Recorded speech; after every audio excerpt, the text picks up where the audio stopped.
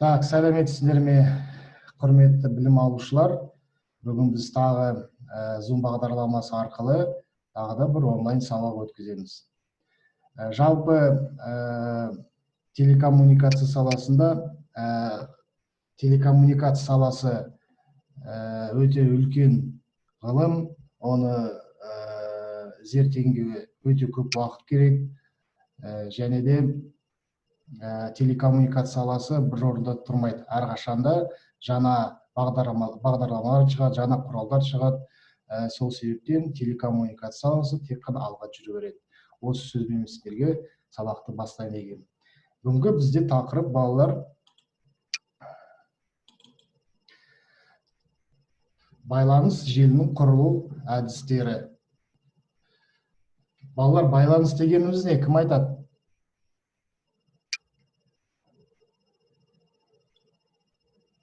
Байланыс дегеніміз не? Байланыс желі дегеніміз не? Так, мен айтайын жарайды сендерге. Байланыс желі дегеніміз хабардың берілісін және таратуын қамтамасыз ететін техникалық құралдар.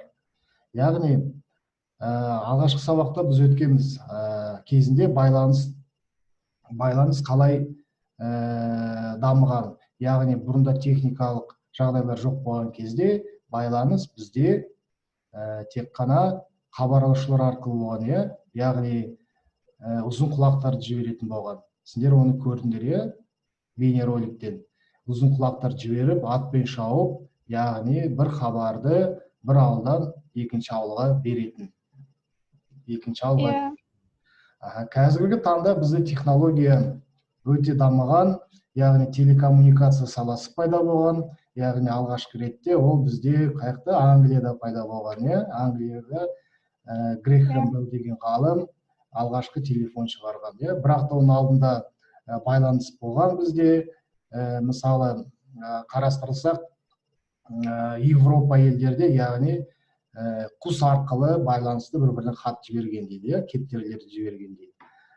Енді қазіргі уақытта бүгінгі күнге қарасақ, енді байланыс бізде ол кабель сымдары арқылы жүреді, және сымсыз байланыс бар. Сымды байланыс және сымсыз байланыс дегеніміз. Сымды байланыс дегеніміз ол яғни бізде мыс кабель арқылы таратылады. Сымсыз байланыс дегеніміз ол бізде радио толқындар арқылы таралатын байланыс. Мысалы келтірсек, рацияны алайық. Рацияны көрдіңдер ғой балалар?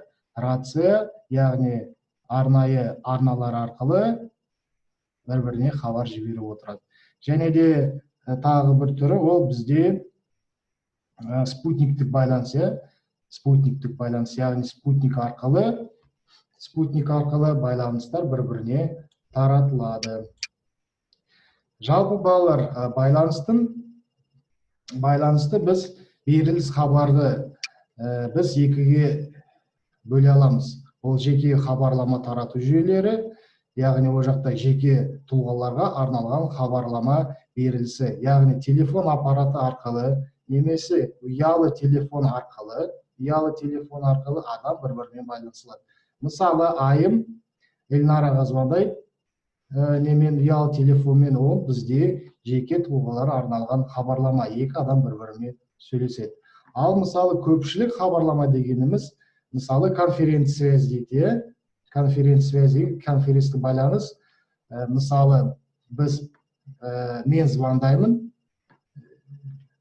кімге? Эльнараға, сосын басқа балаларды қосам. Ол бізде конференция деп аталады. Немесе бүгінгі жиналғанымызды оны біз тоже көпшілік хабарлама деп айтуға болады. Мысалы Zoom арқылы бәріміз бір-бірімен хабарласып отырмыз, мысалы ретінде. Ол бізде көпшілік хабарлама. Келесі, байланыс желінің бірнеше құрылу әдістері бар. Ол толық байланысты, әрқайсысымен принцип бойынша барлық түйіндер арасында байланысқа жүзеге асады. Сосын келесі ол радиалды түйіндер арасында байланыс орталық түйін арқылы орнатылады. Сосын радиалды түйінді үлкен аймақтарға қолданылады. Осы әдісте байланыста басқа байланыстар түйінді арқылы жүзеге асады. Сосын келесі сигналды байланыс сағат нұсқасы бойынша және оған қарсы принцип бойынша жүзеге асады.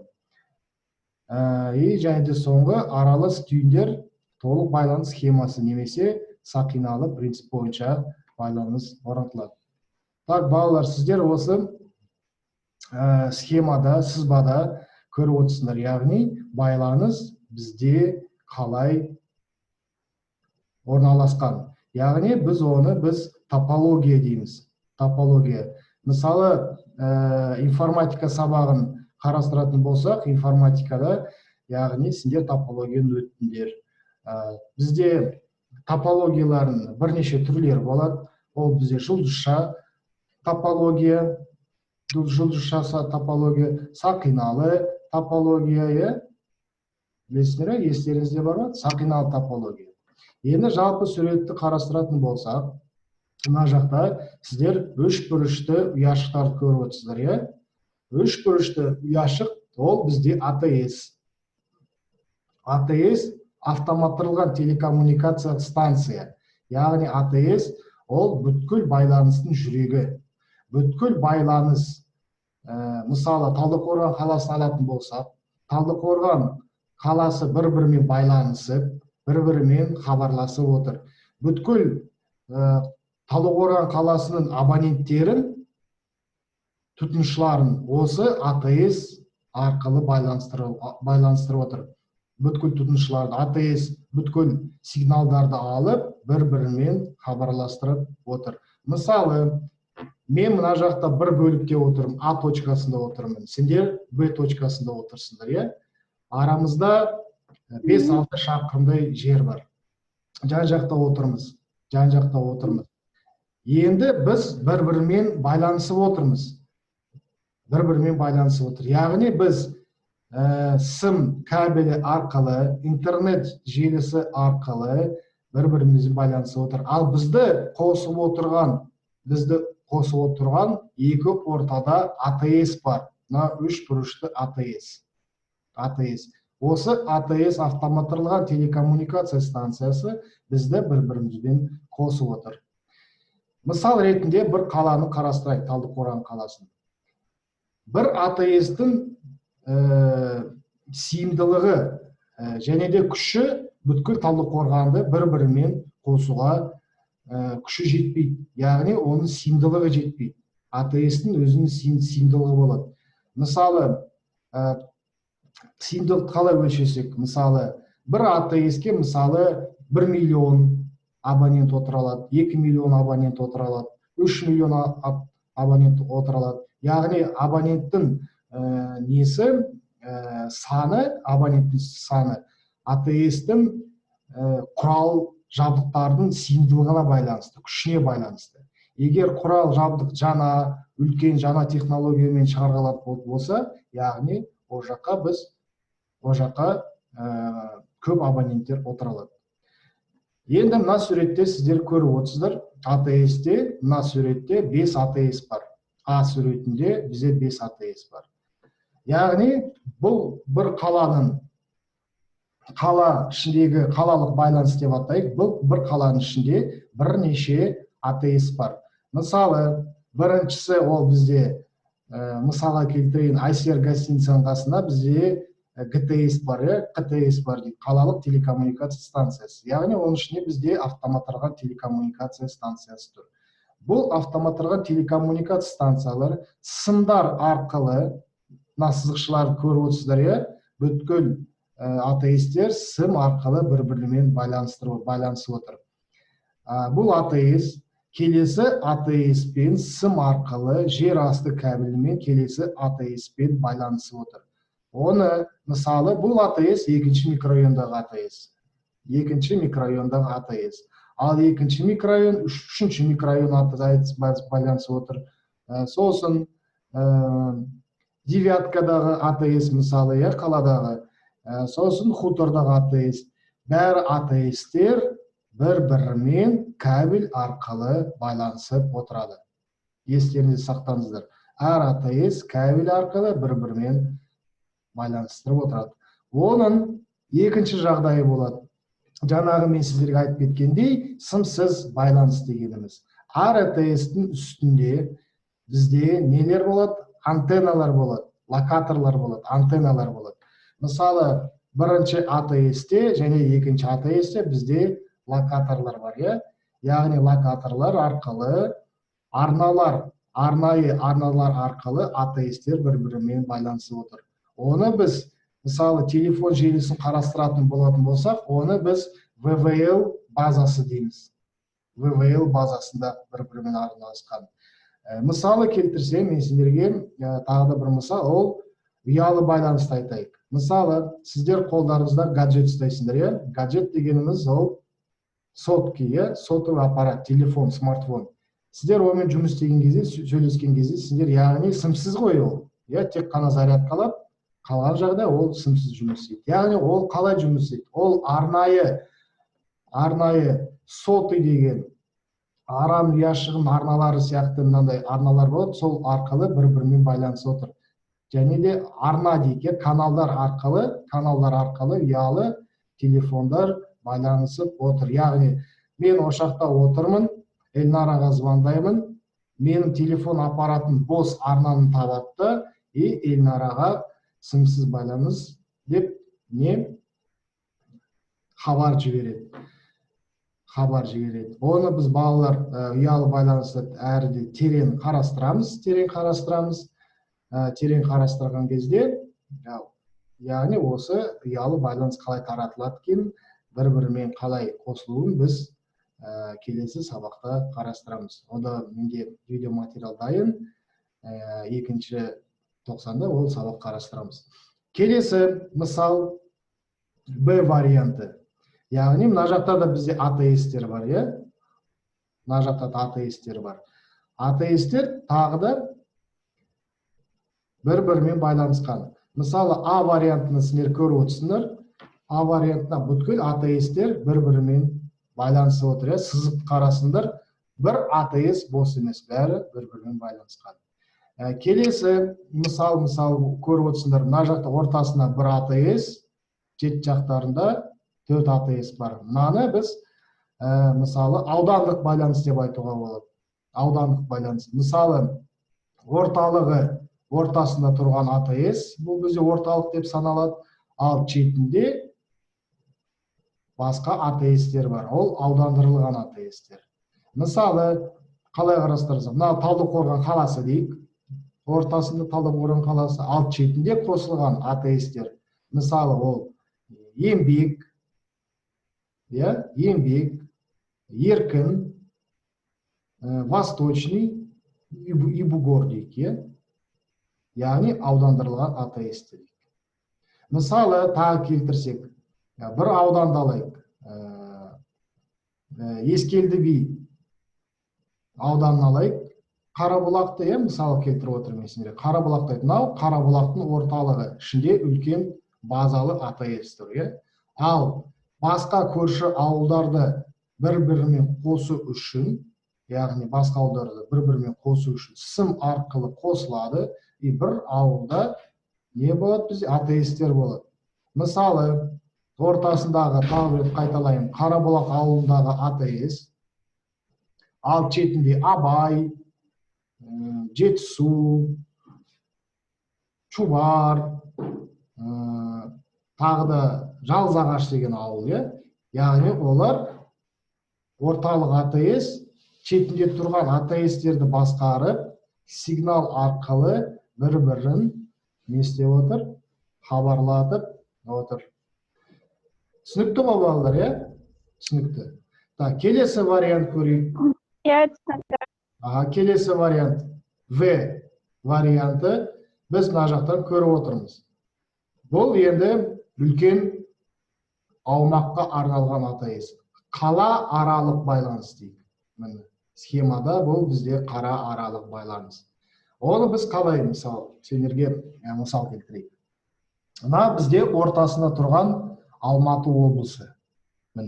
Ортасында тұрған Алматы облысы. Мышканың несін көріп отырсыңдар ғой, Несін, бағдарын. көріп отырмын. Мына бізде Алматы облысы. Ал мына шетіндегі үшеу, бір аудан, екінші аудан, үшінші аудан. Мына бізде Алматы облысы. Мынау мысалы келтіру Кербұлақ ауданы бізде. Кербұлақ ауданы, мынау бізде Сарқант ауданы, мынау бізде мысалы Алакөл ауданы.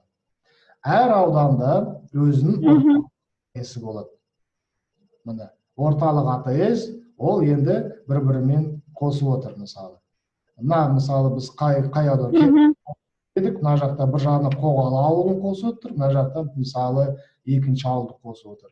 Мысалы Қоғалы жақта біз звондайтын болсақ, телефон шалған кезде, звондаған кезде біздің сигнал тікелей неге түспейді Алматы облысына, орталыққа. Ол бірінші бізде аудандырылған АТС-ке түседі, ауданға түседі. Ауданнан сигнал түсіп, сигналды күшейтіп, ары қарай орталыққа жібереді. Сол кезде ғана байланыс қосылады. Түсініп отырсыздар ғой, міне. Жалпы енді логика ойларыңызды қосатын болсаңыздар, мына жақта логика ойласыңдар, бәрі бір-бірімен қосылып кетеді. Мына четкі жақты ол ауылдық АТС-тер, ортасындағы аудандырылған, и ортасында ол бізде орталық база, орталық АТС, яғни бір-бірімен байланыстырып отыр. Келесі Г вариантын көрейік. Бұл бізде сақиналы АТС-тер, яғни жалпы айтқанда бұл да бізде қалалық АТС-ке жатады. Сақиналы, яғни АТС-тер бір-бірімен байланысып отыр. Мына жақта орталық АТС жоқтыр. Бұл сақиналы желінің таралуы дейді. Сақиналы желінің таралуы, сіз де көріп отырсыздар. Келесі Д варианты. Енді бұл үлкен аумақтарға арналған АТС-тер. Үлкен аумақтарға. Мына жақта енді облыс бойынша бөлінеді. Мынау ортасындағы сіздер үш АТС-ті көріп отырсыздар, яғни біреусін біз Алматы облысы дейік, мына жақта біз Шымкент облысы дейік, и келесі біз қандай облыс дейді? Қарағанды облысы дейік. Қарағанды облысы. Үш үлкен АТС бір-бірімен байланыстырады. Яғни бұны біз халық аралық байланыс дейді. Қала аралық байланыс дейді. Қала аралық байланыс, междугородняя связь дейді. Яғни мысалы біз Алматы облысынан Қарағанды облысына звондайтын болсақ, осылай таратылады. Ал шетіндегі ол енді мысалы оның ішіндегі қалалар. Алматы облысы мысалы Талдықорған, Қарағанды облысы ол да бөлінген, Жезқазған, Балқаш, Екібастұз мысалы осылай бөлінеді. Көріп отырсыздар, Жалпы балалар, енді мына жақта мен сендерге түсіндіріп бердім. Мына жақта енді бізде мынандай сұрақ туындайды. Мынандай сұрақ туындайды. Мысалы, әр АТС-тердің арасында үлкен арақашықтық бар. Мысалы, қалалық байланыстың ішіне біз қарастыратын болсақ, қалалық байланыстың ішіне. Яғни, ол жақта бізде сигналдар оңай таратылады. Ал мысалы, халықаралық немесе қала арасында, немесе аудандық және қалалық байланыс арасында қашықтық бізде өте үлкен. Мысалы, Талдықорған мен Үшаралды алайық.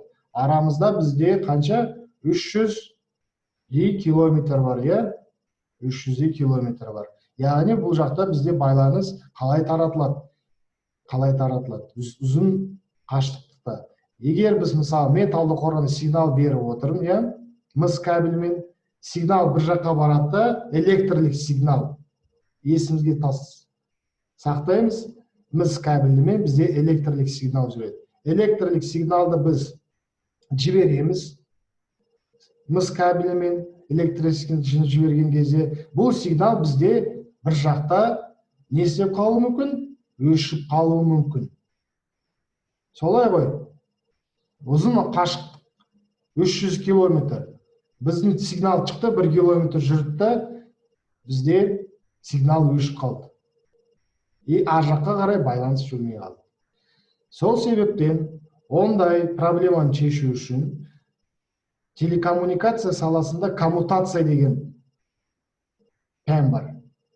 Немесе коммутация деген сөз бар. Яғни коммутация дегеніміз не? Коммутация дегеніміз келген сигналды қабылдау алып, оның күшін көбейтіп, ары қарай жібереді. Яғни коммутация құралының аты НРП дейді. НРП, еске сақтаймыз. Мысалы, айым Учаралда, мен Талдықорғандамын. Айымға мен бір хабар жіберейін деп отырмын. Мен сөйледім, телефонмен звондадым. Айым сигналды қабылдады. Екі ортада сигнал жоқ, өшіп қалды. Бұл сигнал қайда кетті? Яғни оның күшін қалай көбейтуге болады? Яғни жаңағы сол коммутация құралы арқылы. Мысалы, коммутация құралдар, НРП-лар, яғни 10 шақырым, 20 шақырым, 50 шақырым аралығында қойылады. Мысалы, суретке қараймыз. Мысалы, Г вариантын көрейік, сақиналы топологияда, мысалы, Г вариантын көрсек, мысалы, А точкасынан Б точкасына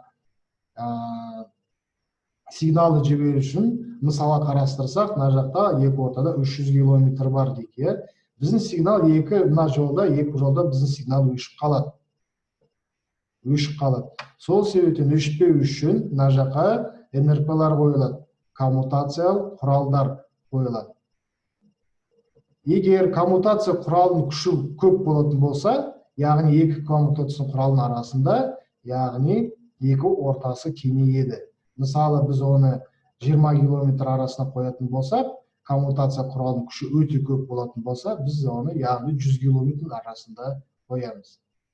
Яғни коммутация құралы арқылы қандай? О жақта бізде коммутатор деген электр құрал бар. Коммутатор деген. Тағы бір түсіндірем, коммутатор деген құрал бар. Мен сендерге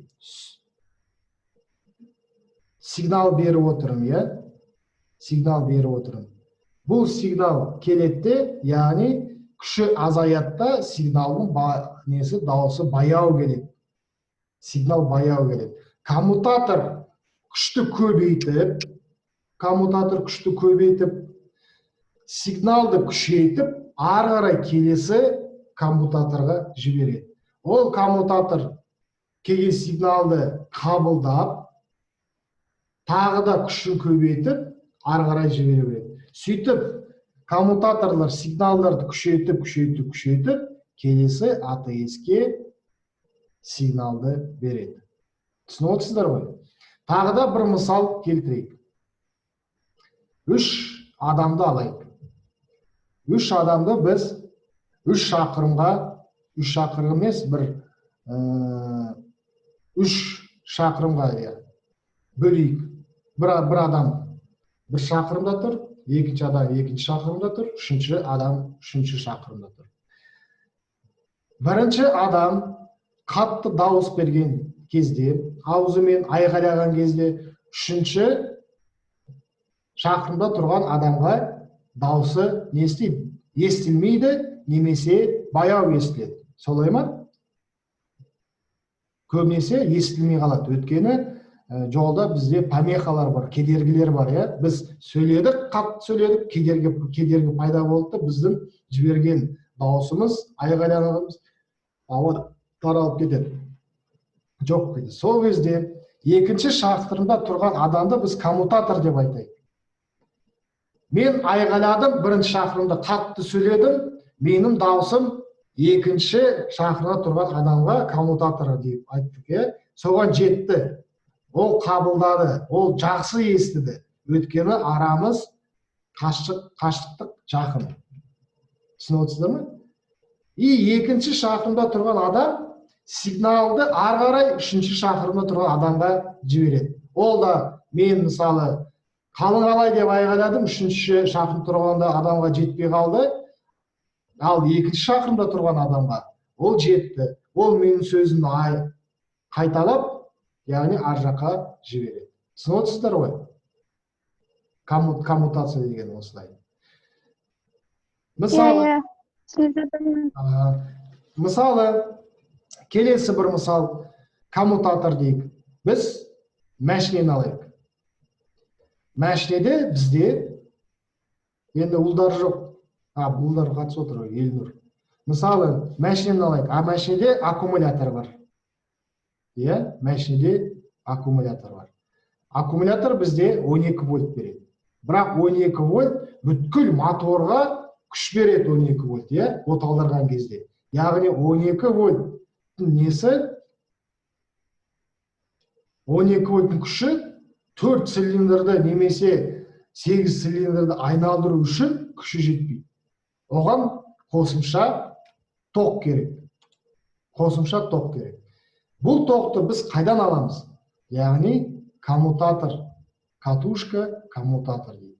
Коммутатордан аламыз. 12 вольтты сигналды біз коммутаторға береміз.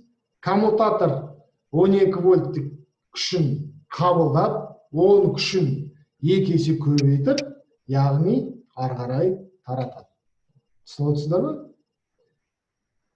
Түсінікті, иә? Жарайды, балалар, түсінікті болатын болса, жалпы бүгінгі біздің тақырып байланыс жүйенің құрылу әдісі, яғни сендерге мен түсіндіріп бердім. Осы схема бойынша сызба арқылы, яғни бұл жақта мен сендерге айтып бергенім бұл сымды кабельмен қалай таратылады және сымсыз кабельмен қалай таратылады. Яғни сымды кабельмен ол бізде сыммен таратылады, электрлік байланыс, ал сымсыз байланыста ол бізде сымсыз кабельмен таратылады. Яғни арнайы антенналар тұрады, антенналар арнайы каналдар, арнайы арналар арқылы сигналды бір-біріне жіберіп отырады. Кабельмен тағы да байланыстың таратудың бір түрі бар. Ол оптикалық талшық кабель арқылы. Оптикалық талшық кабель арқылы. Оптикалық талшық кабельде о жақта электрлік байланыс емес, о жақта арна арқылы таратылмайды, о жақта бізде сәуле арқылы байланыс таратылады. Яғни ол да кабель, бірақ байланыстың таратылуы сәулелер арқылы. Оны біз кейін келесі сабақта қарастырамыз. Яғни бізде оптикалық талшық деген пән бар. Яғни оптикалық талшықтар арқылы қалай таратылды екенін бәрі ол жақта біз қарастырамыз. Түсінікті ме, балалар? Ал енді балалар, сендерге беретін тапсырмам осы конспектті көшіріп аласыздар, сызбаны сызып аласыздар, қосымша дайындалып, осы тақырып бойынша қосымша дайындалып, сосын дотқа салып жауаптарını қайтарасыздар. Жарай ма, балалар? Жарайды, ағай.